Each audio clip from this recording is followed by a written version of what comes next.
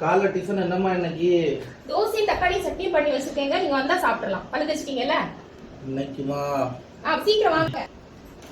என்னங்க சாப்பாடு ரெடியா இருக்கு, சாப்பிடுறீங்களா? என்னம்மா இன்னைக்கு? தோசை தக்காளி சட்னி இருக்குங்க. சரிம்மா போடு சாப்பிடலாம்.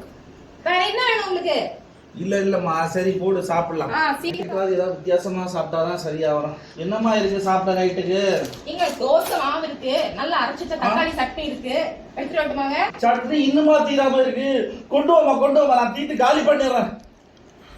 தக்காளி சட்னி ஒரு வாரமா ஓட்டிட்டு இருக்கு. தோசையை சைடுல வச்சு தக்காளி சட்னியை காலி பண்ணிடுறேன். தக்காளி சட்னியை காலி பண்ணிட்டேன்.